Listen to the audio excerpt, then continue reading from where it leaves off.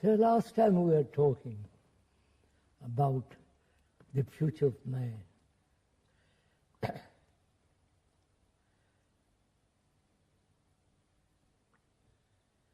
All the psychologists, as far as I can understand, are they really concerned with the future of man? Or are they concerned with the human being conforming to the present society, or going beyond that?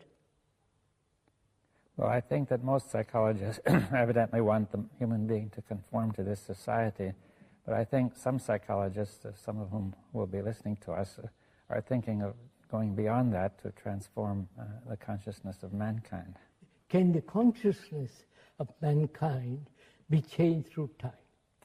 Yes. That's one of the questions we should discuss this evening. Yes, we have discussed it actually last time, and I think that what came out was that the consciousness of mankind, that with regard to consciousness, time is not relevant, that it is a kind of illusion, that we discussed Yes. the illusion of becoming. Yeah. We are saying, aren't we, let's be clear, that the evolution of consciousness is a fallacy. As through time, right? Yes. Through time. Through Now, time. though physical evolution is not. Yes. Now, There is no, can we put it this way much more simply, there is no psychological evolution or the evolution of the psyche. yes, and since the future of mankind depends on the psyche, it seems then that we cannot. The future of mankind is not going to be determined through actions in time, right? Time, that's right. And then that left us the question: what will we do, right? Now let's proceed from there. Yeah. Shouldn't we first distinguish between the brain and the mind? Yes. Well, that distinction has been made, and it is not clear now. Of course, there are several views. One view is to say that mind is just a function of the brain, and that is the materialist view. There's another view which says mind and brain are two different things. Yes, I think there are two different things. But they must be A contact between the two. yes, Relationship between relation, as we don't necessarily imply any separation of the two. No, first let's see the brain. Yeah. I'm really not an expert on the structure of the brain and all that kind of thing, but one can see one can observe one's own activity of the brain, that it is really like a computer that's been programmed and remembers. Well, it's certainly a large part of the activity is that way, but one is not certain that all of it is that way. No. And it is conditioned. Yes. Conditioned by past generations, by the society, by the newspapers, by the magazines, by all the activities and pressure from the outside. It is conditioned. Yes. Now, what do you mean by this conditioning? You see, what does it? It is programmed. It is made to conform to a certain pattern, lives entirely on the past, modifying itself in the future with the present and going on. Yes. Now, we've agreed that some of this conditioning is useful and necessary. Of course, we discussed that last Yes, time. and now, but the conditioning which determines the self, which determines the psyche. The psyche, or you call it the psyche. Let's call it for the moment the psyche. The self. The self, the psyche. That conditioning is what you're talking about. That may not only be unnecessary but harmful. Right? Yes, that's what we were discussing too. Yes. That the emphasis on the psyche, as we are doing now, and giving importance to the self, is creating great damage in the world. because it's separative, and it is, therefore, it is constantly in conflict, not only within itself, and with the society, with the family, and so on, so on. Yes, and it's also in conflict with nature. With the nature, with the whole universe, if you can call it. I think we discussed last time that the conflict arose because the division arising because thought is limited. Thought is limited. Being based on this conditioning, on this knowledge and memory, it is limited. Yes. Yes. And experience is limited, therefore knowledge is limited, memory and thought. Thought is limited, and the very structure and the nature of the psyche is the movement of thought. Yes. In time.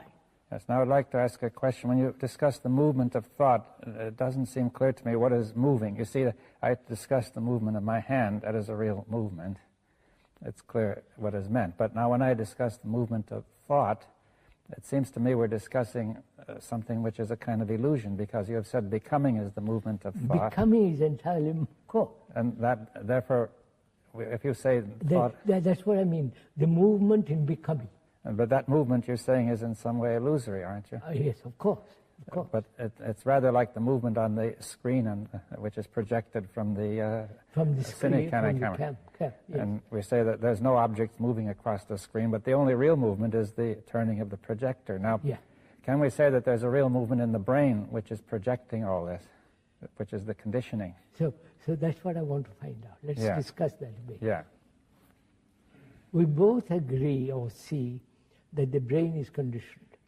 And we mean by that really it's been impressed physically. Physically as well and as chemically. Genetically as well as psychologically. Well, what is the difference of physically and psychologically? Psychologically, it is centered in the self.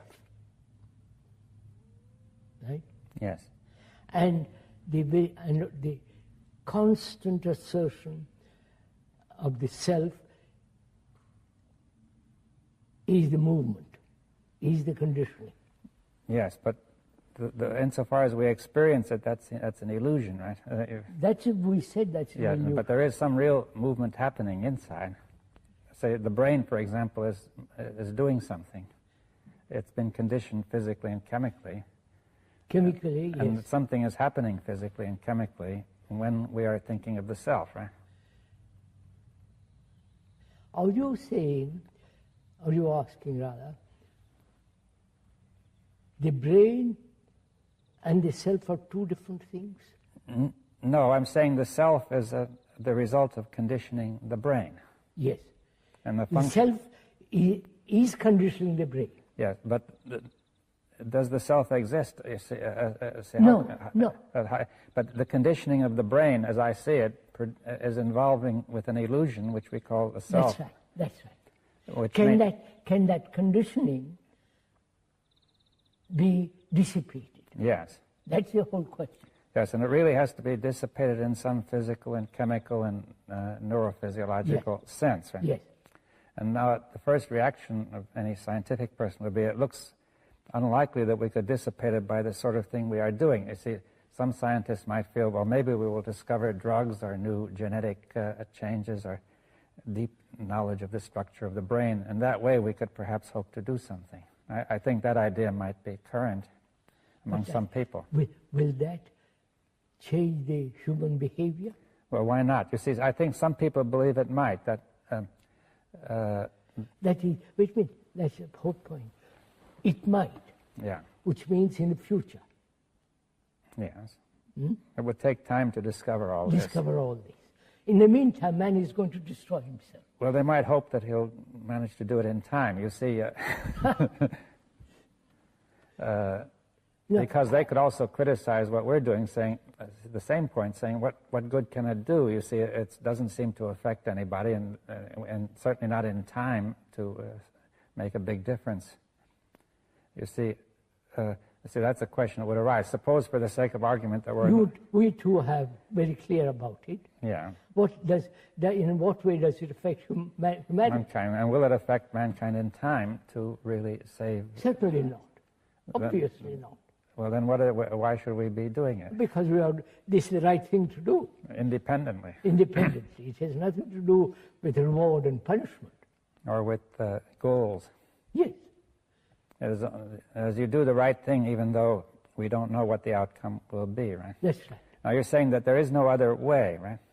We are saying that there is no other way. That's right. Yeah, so we should make that clear. Now, see, for example, some psychologists would feel that by inquiring into this sort of thing, we could bring about an evolutionary transformation of consciousness. Right? So now we come back to that point, that through time, yes, we hope to change consciousness. Yes. We question that. We have questioned that, and are saying that time that will inevitably involve that we're all caught in becoming an illusion, and right. we will not know what That's we're doing. Now, could we say the same thing would hold even for those scientists who are trying to do it physically and chemically or some structurally, that they themselves are still caught in this, and through time they're caught in trying to become better. Yeah, that's right. That's right. And will not know what they're doing, really. Both the experimentalists and the psychologists and ourselves, they're all trying to become something. Yes, though they may not seem obvious at first, it may seem that they're really just disinterested or unbiased observers, or working on the problem. But underneath, you feel there's a desire to become better on the part of the person who is doing it. But he is not free of that. That's just it.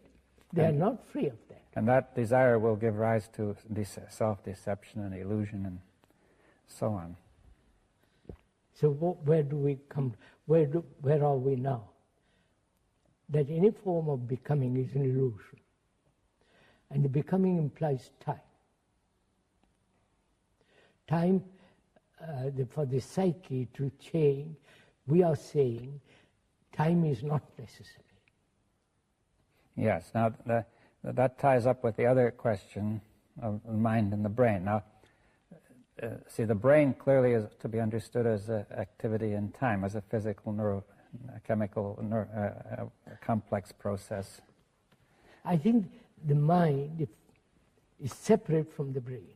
Well, what does it mean, separate? That is, it's separate in contact. In the sense, brain is conditioned and the mind is not. Well, let's say the mind has a certain independence of the brain, is what you're saying, that even if the brain is conditioned, the other is not. Need not be conditioned.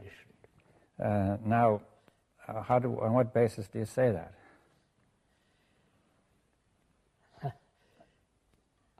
No, let's begin not on what basis do I say. Or what makes you say it, right? As long as one's brain or the brain is conditioned, it's not free. Yes. And the mind is free. Yes, that's what you're saying. Now, see, the brain not being free means it is not free to inquire in an unbiased way. And let's go inquire, what is freedom? Yeah. Freedom to inquire, as you point out, freedom to investigate, and it's only in freedom there is deep insight. Yes, that's clear, because if you're not free to inquire in any, if you are biased, then you're limited. Limited. In an arbitrary way, no. So, as long as the brain is conditioned, its relationship to the brain, to the mind, is limited. Yes, now we have the relationship of the brain to the mind here, yes. Now, or is it, and also the other way around, right? Yes. But the mind, being free, has a relationship to the brain. Yes. Now, we say the mind is free in some sense, not subject to the conditioning of the brain. Yes. Now, one could ask a question, what is the nature of the mind? For example, I could ask, is the mind located inside of the body, or is it in the brain? No, it's nothing to do with the body or the brain. Has it to do with space or time? Space, just a minute, space, wait a minute, has to do with space and silence. These are the two factors. But not time. Eh? Not time. Time is, belongs to the brain. All right, now what you say space and silence. Now, what kind of space? It is not the space in which we see light moving. No, space. Let's look around the other way. Thought can invent space. Well, in addition, we have the space that we see, and thought can invent different kinds of space. And space from here to there. Yes, the space through which we move physically. Space also between two noises. Between two sounds. There's two sounds. Well, that's the interval, they call it. The interval, that would be called the interval between two sounds. Yes, interval between two noises. Or two noises. Right? Two thoughts. Two thoughts. Right? Two notes. Yes. Two, space between two people. Yes, space between the walls. And so on. But that kind of space is not the space of the mind. You say it is not limited. It is I not didn't an want interval. to use the word limited. But I mean, it's implied. Yes. It's not the nature of being bounded by something. No, it is not bounded by the psyche. By the psyche. But is it bounded by anything? No. No. Now, the psyche, you say, is bounded because we've said it is limited, and so on right now. So can the brain, that's what I want to find out, discuss rather, talk over. Can the brain, with all its cells conditioned, can those cells radically change? Yeah, well, we've often discussed to say it's not certain that all the cells are conditioned. For example, some people think that only a small part of the cells are being used, and the others are rather just not being inactive, used dormant. At all. Yeah. Or just touched occasionally. Just touched occasionally, but those cells that are conditioned, whatever they may be, evidently dominate consciousness now, right? Yes. Can that be those cells be changed? Yes. We are saying that they can, through insight. Yes. Now, insight being out of time, it's not the result of remembrance. It's not a intuition or desire or hope. It's nothing to do with anything, any time and thought. Yes. Now, but you say insight, is it of the mind? Is it of the nature of mind, right? Activity of mind. Yes. Right. Now, therefore, you're saying mind can act in the matter of the brain. Yes. We said that earlier. Yes, but we have to. But you see, this is a difficult point. You see, how mind is able to act in matter. It is able to act on the brain. Say, for instance, take any crisis or any problem. Problem is, at the root meaning of it, as you know, is something thrown at you. And we meet it with all the remembrance of the past, with a bias and so on. And therefore the problem multiplies itself. Mm-hmm. You may solve one problem, in the very solution of one problem, of that particular problem, other problems arise, as they are doing in politics and so on, right? Now, to approach the problem, or to have perception of the problem without any past memories and thoughts interfering or projecting in perception of the problem. Yes, now that implies that perception also is of the mind, that it is that's right. Not. Are you more or less saying that the brain is a kind of instrument of the mind? Is that what is being instrument of the mind when the brain is not self-centered? Yes. Well, you see, if we think of all this conditioning, the conditioning may be thought of as the brain exciting itself and keeping itself going just from the program. This occupies all of its capacity. All our days. Yes, right. well, all the whole capacity of the brain. It's rather like a radio receiver which can generate its own noise. It would not pick up a signal. Now, would this analogy be at all...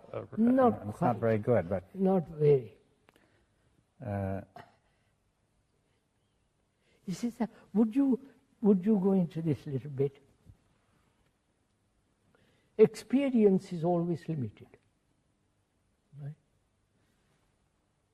I may blow up that experience into a kind of fantastic affair, and then set up a shop to sell my experience. But that experience is limited. And so knowledge is always limited. And this knowledge is operating in the brain. This knowledge is the brain. Right? And thought is also part of the brain, and that thought is limited. So the brain is operating in a very, very small area. Yes, what prevents it from operating in a broader area? What is preventing it from operating in an unlimited area? Thought. No, but thought, the brain, it seems to me, is running on its own, from its own program, right? Yes, like a computer that's running on its own program. Yes. Now, essentially, what you're asking is that the brain that should really be responding to the mind. That it can only respond if it is free from the thought which is limited. Yes, so the program does not dominate it. You see, we are going to still need that program. Of course, we need for many things, yes, but the intelligence... I mean, which is intelligence from the mind, then? Yes, intelligence is the mind. Yes, the mind. Because now that comes into, we must go into something else. Because compassion is related to intelligence. There is no intelligence without compassion. And compassion can only be when there is love, which is completely free from all remembrances, personal jealousies and all that kind of thing. Now, is all that compassion, love, also of the mind? Of the mind. And you cannot be compassionate if you are attached to any particular experience or any particular ideal. Yes, well, that's again the program that is just holding you. Yes. But say, for instance, there are those people who go out various poverty-ridden countries and work, and they call that compassion. But they are attached or tied to a particular form of religious belief. And therefore, that's merely pity, sympathy, but it's not compassion. Yes, well, I understand that we have here two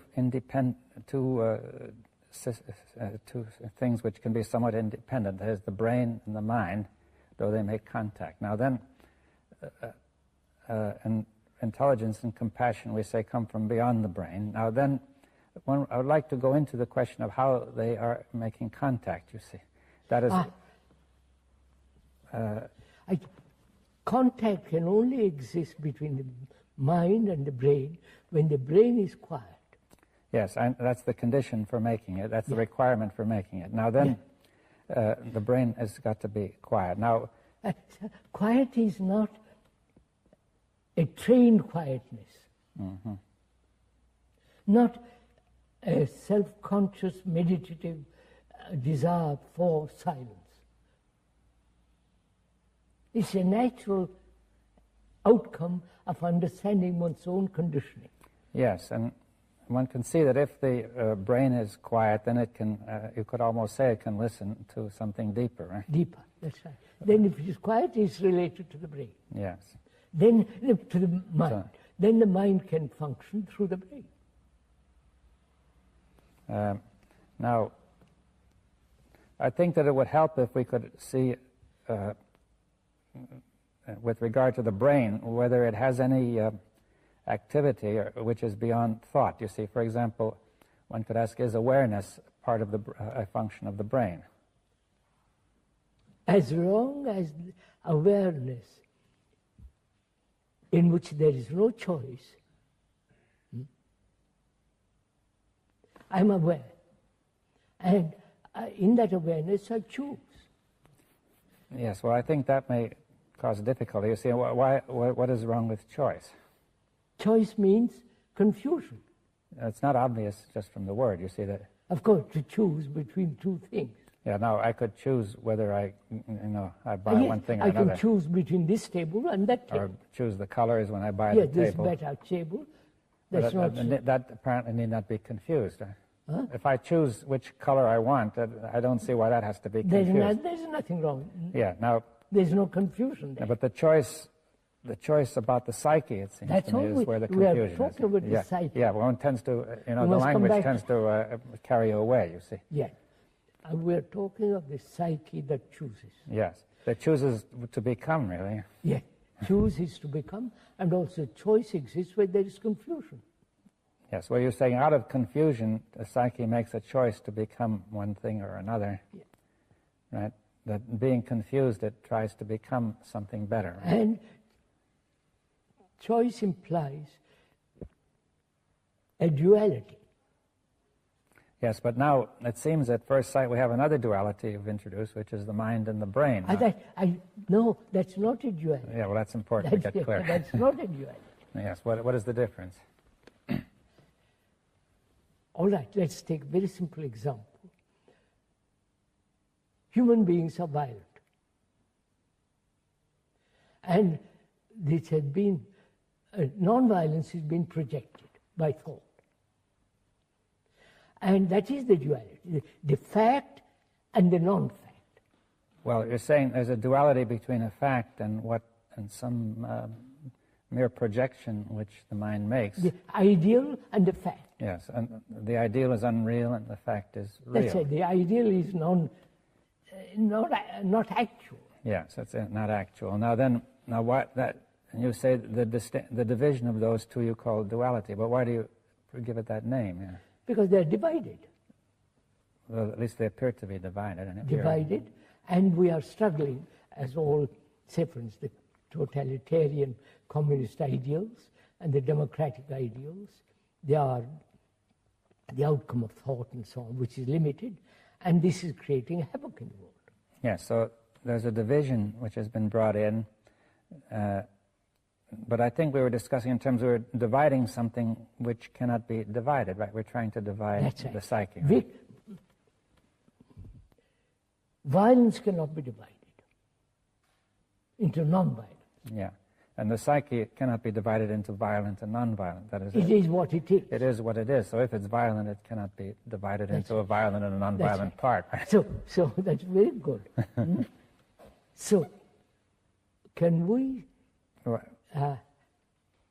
remain with what is, not with what should be, what must be, and invent ideals and all the rest of it? Yes, but could we return to the question of the mind and the brain now? That we're saying that is not a division. Oh no, that's not a division. They are in contact, is that one? We said there is contact between the mind and the brain when the brain is silent and has space. Yes, so we're saying that the mind actually, although they're in contact and not divided at all, there can be an independent, the mind can still have a certain independence of the conditioning of the brain. Now careful, sir. Yeah. Careful. Let's see. Suppose my brain is conditioned, being programmed as a Hindu. And I function, act, my whole life is conditioned by the idea that I'm a Hindu. Mind, obviously, has no relationship with that condition. Now, when you're using the word mind, it means it's not my mind, or... Oh, mind. You're discussing mind universally or generally. Yeah. It's not my brain either. No, but there's a particular brain, this brain or that brain, and now, but will you say there's a particular mind? No. No, you see, that's an important difference.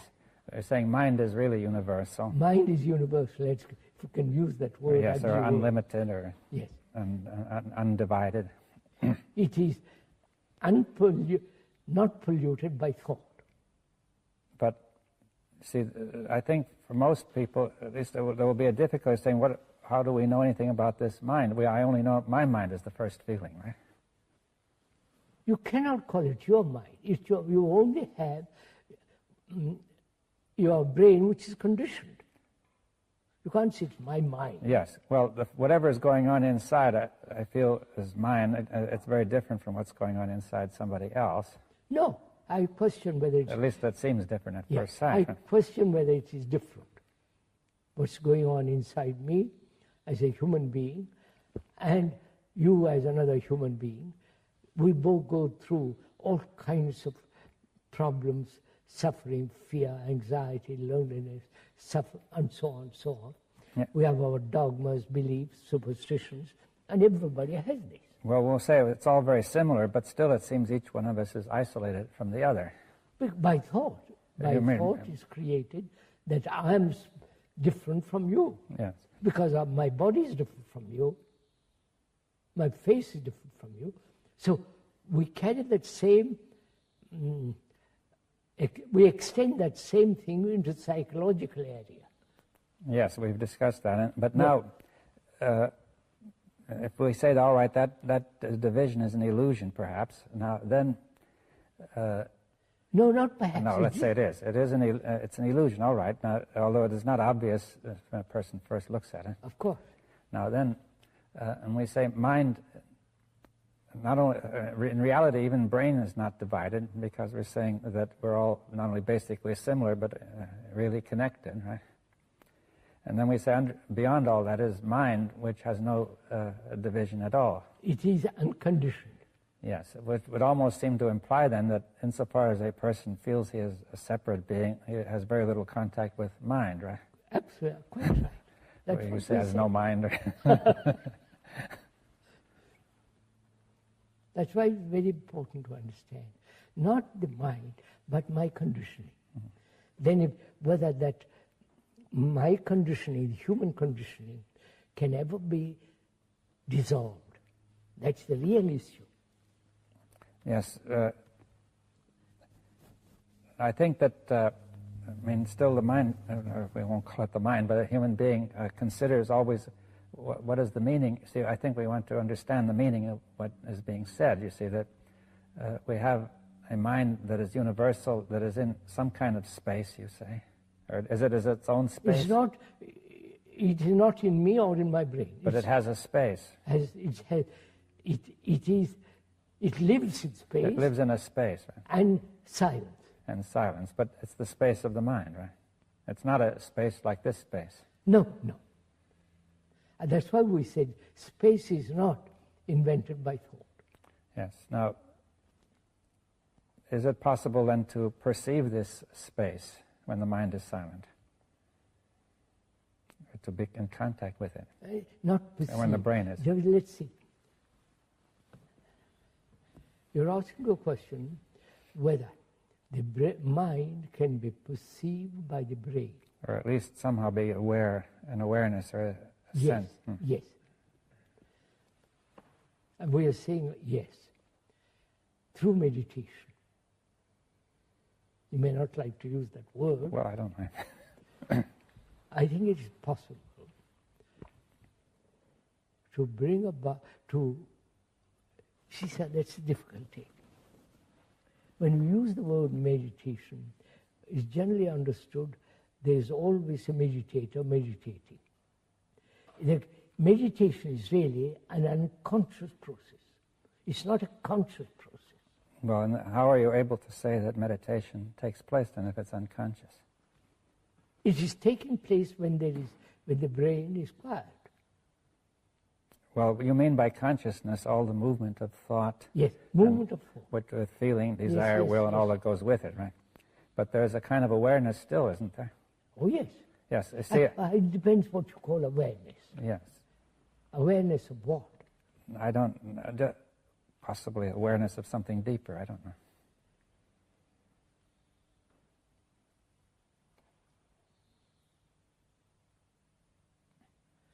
see again, when we use the word dipa, it's a measurement.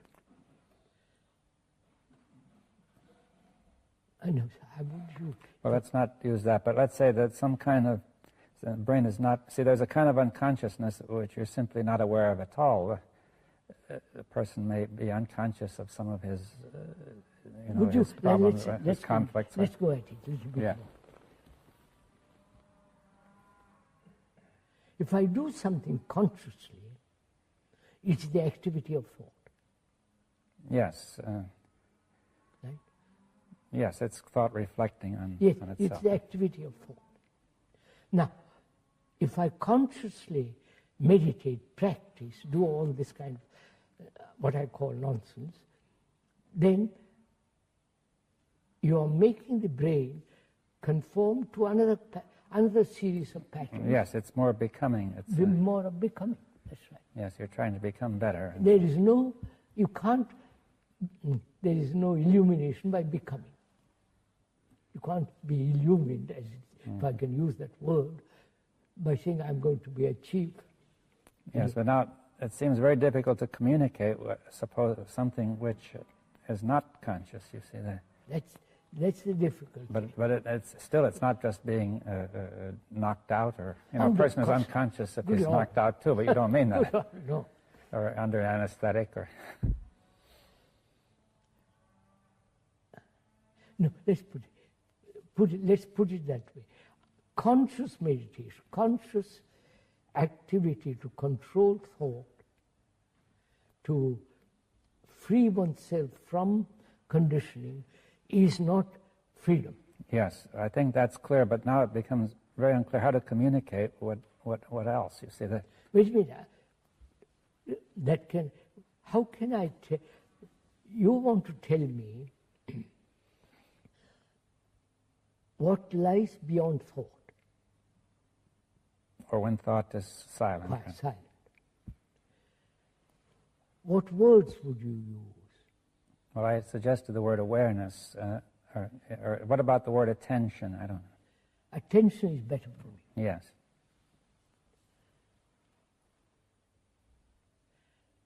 Would you say attention? In attention, there is no center as the me. Well, in the kind of attention you're discussing, I mean, there is a kind, which is the usual kind, where we pay attention because of what interests me, right?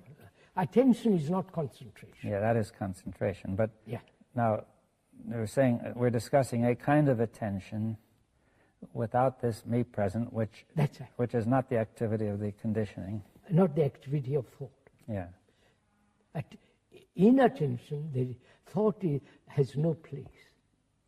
Yes, but could we say more, what do we mean by attention?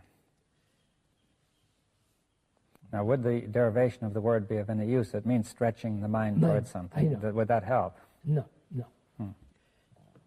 Would it help if we say concentration is not attention? Right? Effort is not attention. When I make effort to attend, it's not attention. Attention can only come into being when the self is not. Yes, but that is going to get us in a circle, because we're saying we're starting when the self is. So here's a person who say meditation is necessary. He begins with the self. He says, I'm here. No, I use the word carefully. Meditation means measure. Yes. As long as there is measurement, which is becoming, there is no meditation. Yes. Let's put it that way. Well, we can discuss when there is not meditation. That's it. Through negation, the other is. If we succeed in negating the whole activity of what is not meditation, you say then meditation will be there. That's right. But that which is not meditation, but which we think is meditation. Right? Yes, that's right. That's very clear. As long as there is measurement, which is the becoming, which is the process of thought, meditation or silence cannot be. And you say, now in there's this undirected attention, and this attention, is it of the mind, or is it a Attention is of the mind. But it contacts the brain, doesn't it? Yes, we said that. As long as the brain is silent, the other has contact. Yes, that is, this true attention has contact with the brain when the brain is silent. Right? Silent. And has space. What is the space? The brain has no space now because it's concerned with itself, it's programmed, it is self-centered, and it is limited. Yes. Now, would you say the brain, in addition, the mind is in its space? Now, does the brain have a space too? Limited space. A limited space. Of course, thought has a limited space. But still, but when thought is absent, does the brain have a space? That's right. Does it? Brain has space, yes. Unlimited? No. It's only mind has unlimited. Ah. I can have, my brain can be quiet over a problem which I've thought about, and I suddenly say, well, I won't think any more about it, and there's a certain amount of space. In that space, you solve the problem. Yes. Now, if the mind is silent, is not thinking of a problem, then there's still the space is limited, though. Yes. But it is open to the other, to the attention. Now, would you say the mind, through attention or in attention, and the mind is contacting the brain? Yes. When the brain is not inattentive. So what happens to the brain? What happens to the brain, which is to act, right? Which is to wait, let's get it clear.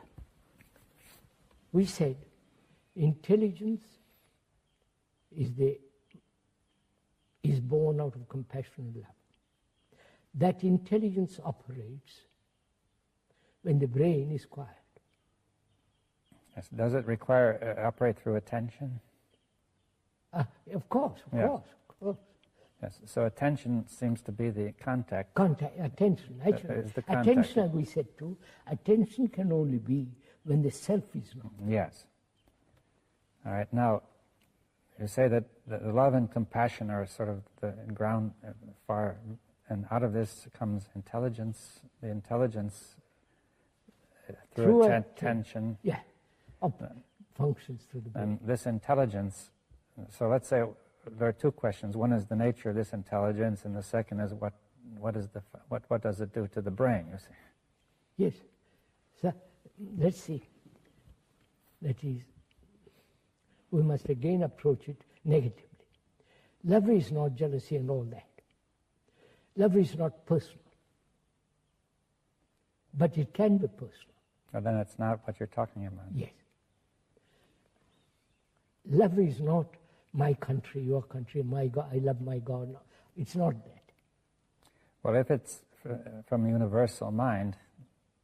That's why I say love is something, it has no relationship to thought.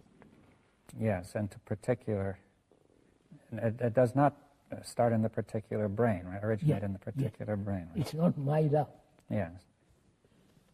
When there is that love, out of that there's compassion and there's intelligence. Yeah. Now this intelligence, right? We have to, the nature of this intelligence.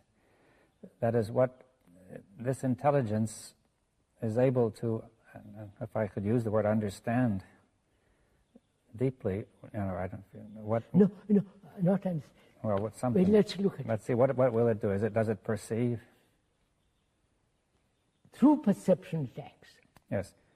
Now, what is that? But see, perception of what? Perception. Now let's discuss perception. Mm-hmm. There can be perception only when it's not tinged by thought. When it's not tinged or when there is no interference from the movement of thought, there is perception,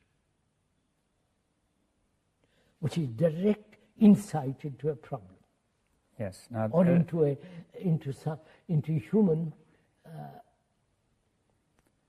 complex. Yeah. Now, this perception originates in the mind. does the perception originate in the mind? Let's look at it.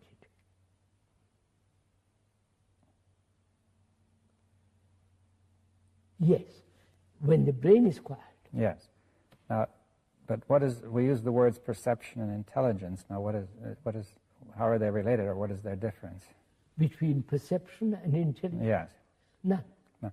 So we'll say intelligence is perception. Perception, that's right. Intelligence is perception of what is, right?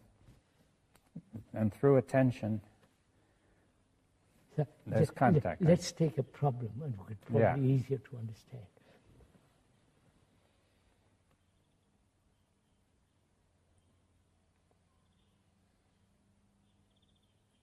Take a problem of suffering. Human beings have suffered endlessly through wars, through every kind of disease, physical disease, and through wrong relationship with each other. Man has suffered greatly. Now, can that end? Yes. Well, I say that is the difficulty of ending that is that it's on the program. We're conditioned to this whole thing, right? Whole thing. And it's physically and chemically registered. We are conditioned. Yes.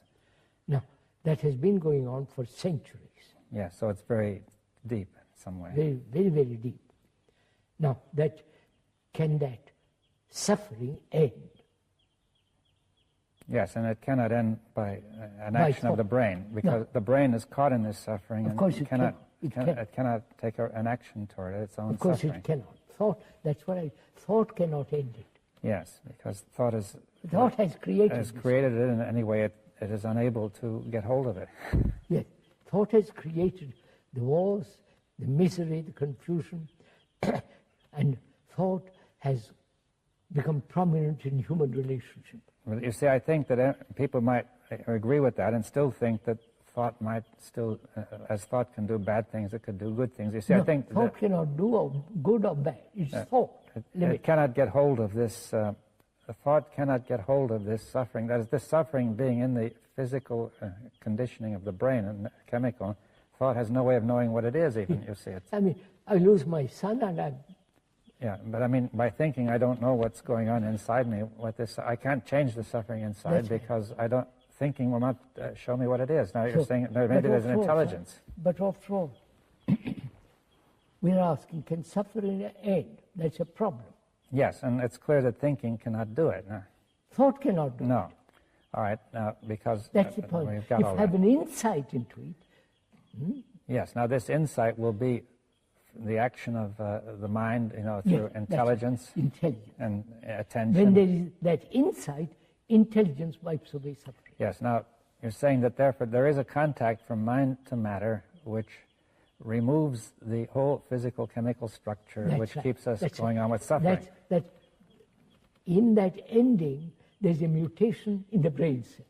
Yes, we discussed this some years ago, this question. Yes, but that mutation just wipes out the whole structure that makes you suffer. Right? Therefore, it's like I've been going along a certain tradition.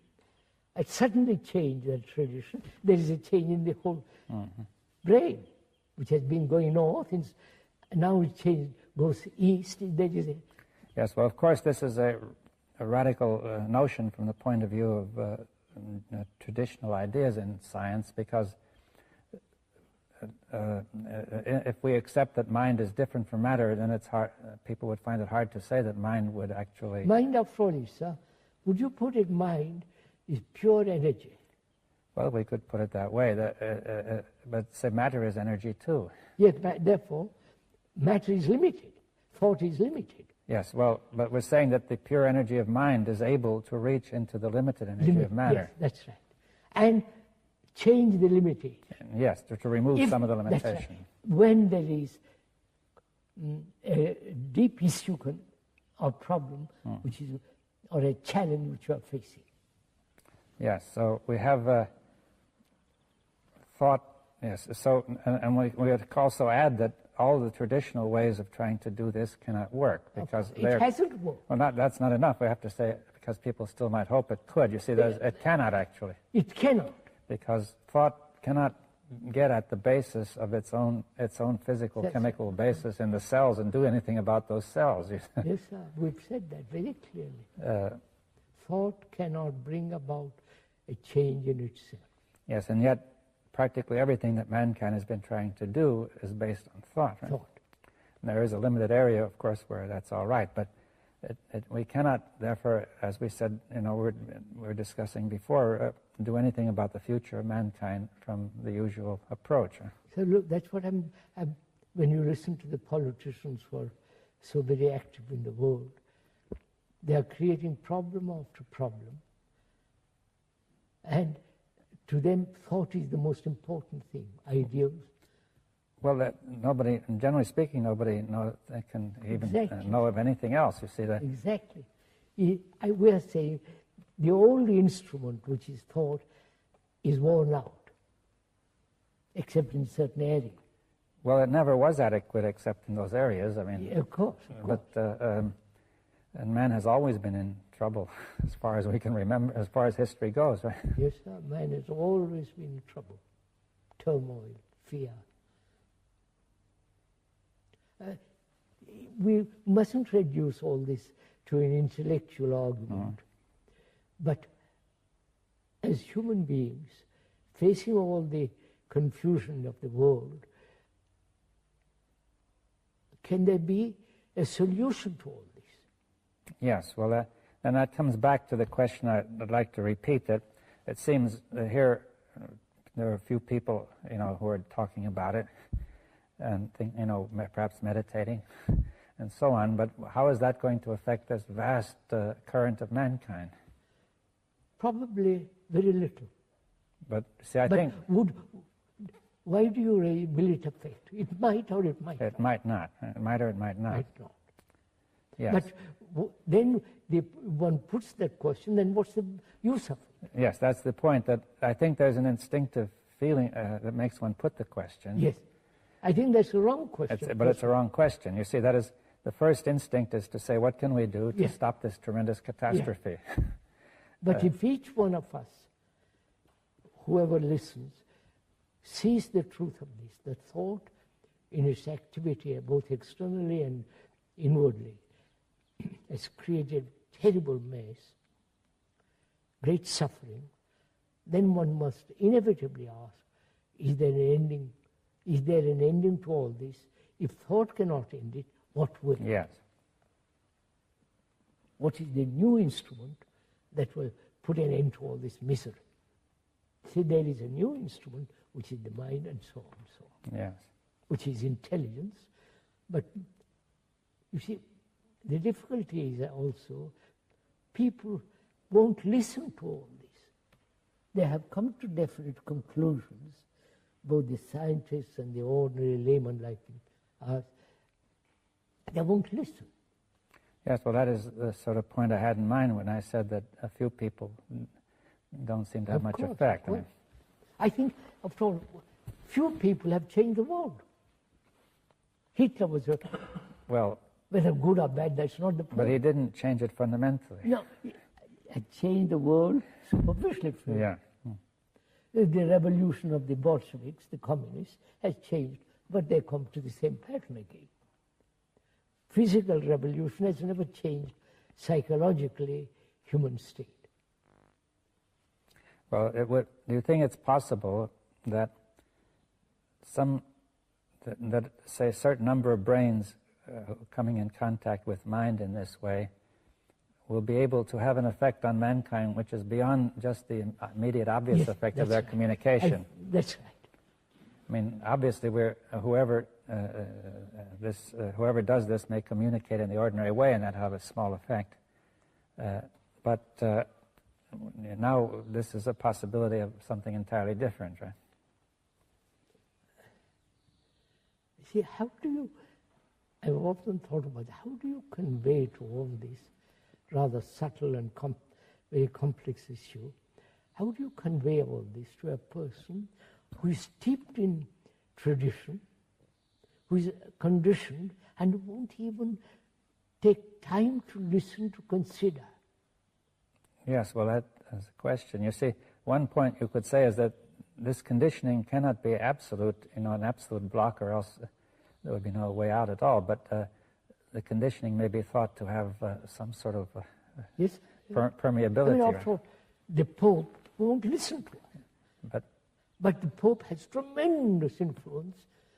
But is it possible that every person has something he can listen to if it could be found?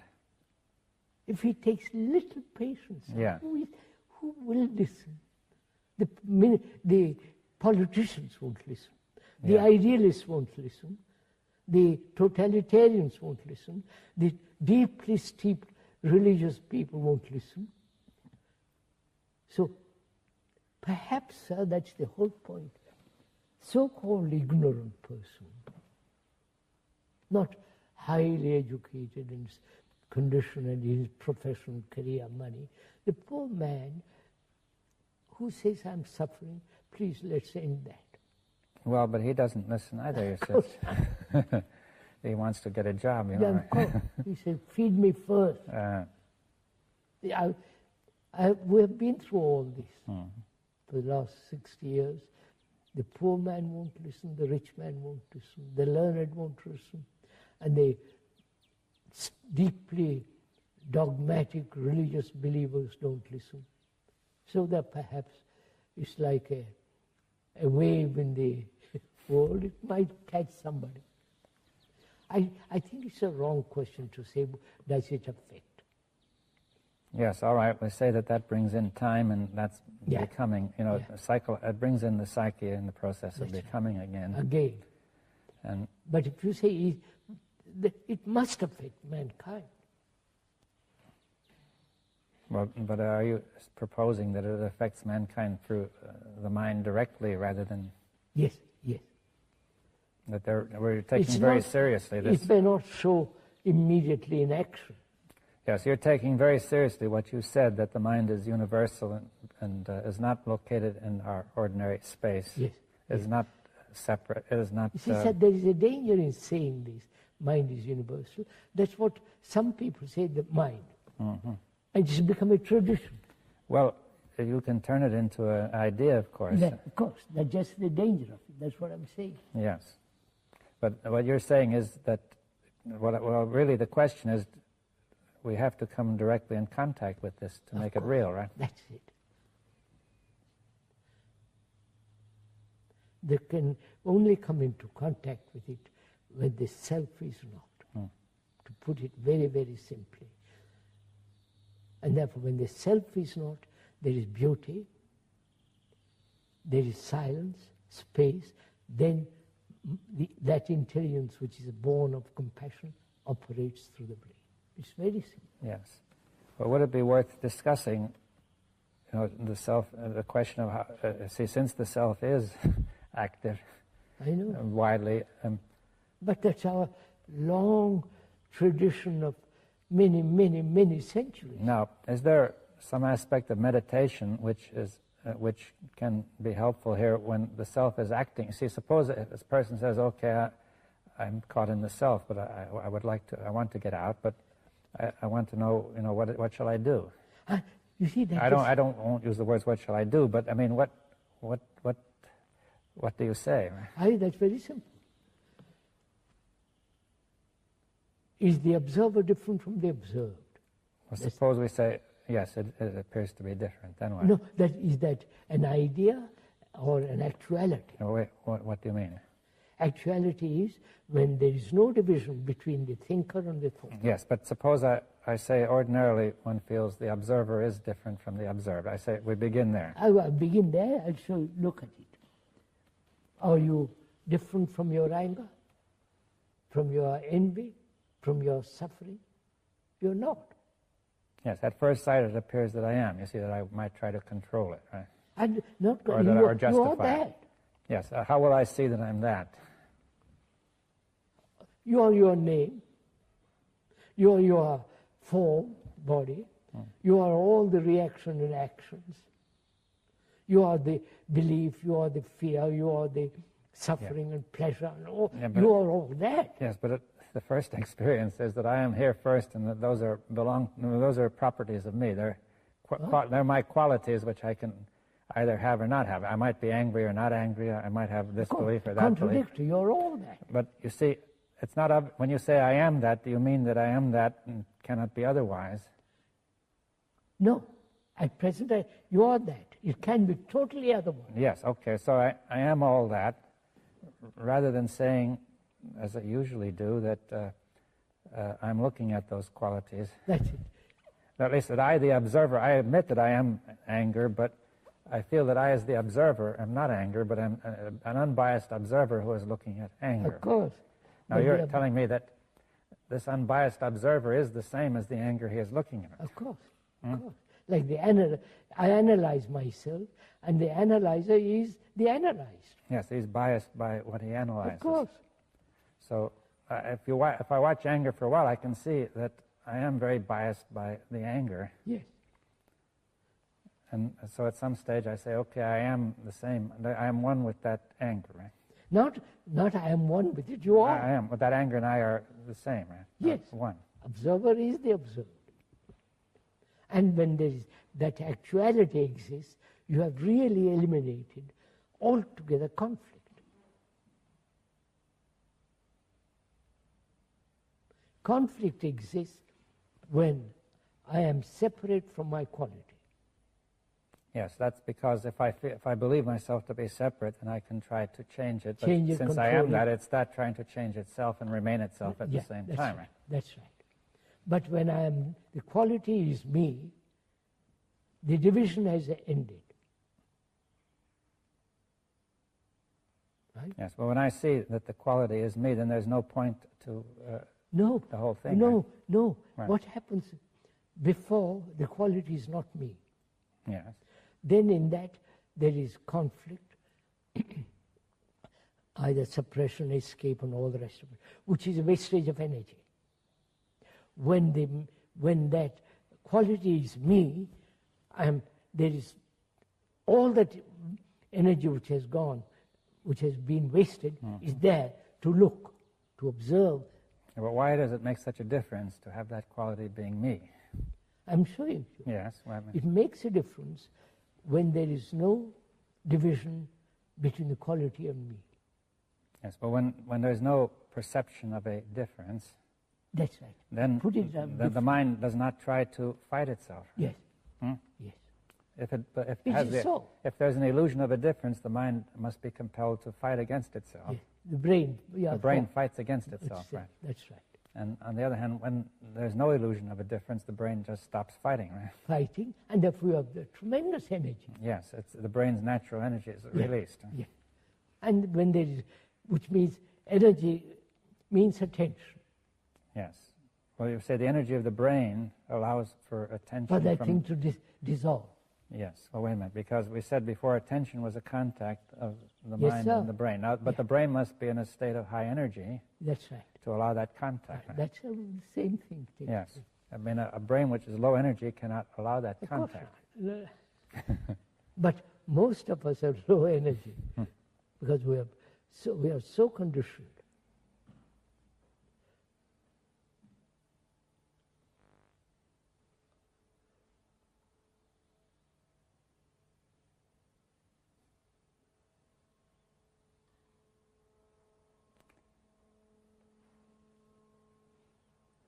Well, essentially, you're saying that this is the way to start, then.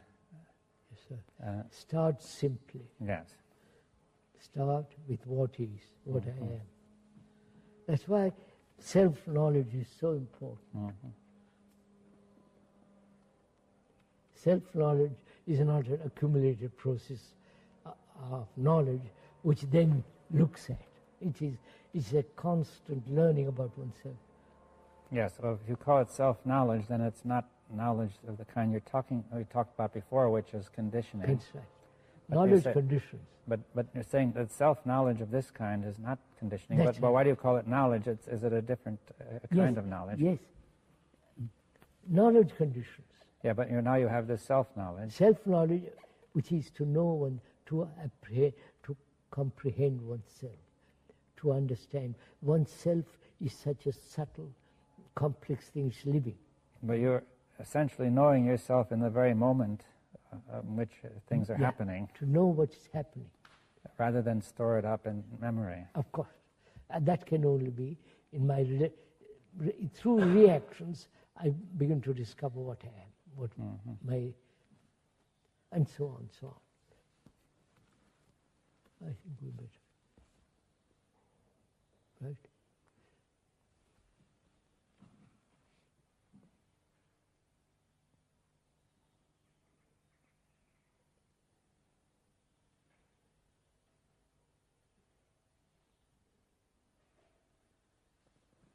You're going tonight.